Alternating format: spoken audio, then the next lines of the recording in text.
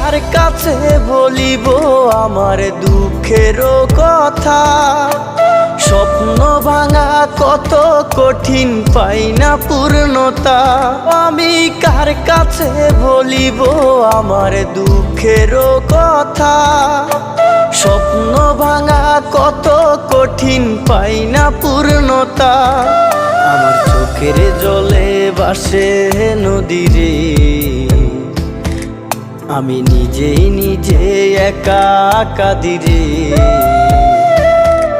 আমি নিজেই নিজে একা হাসিরে।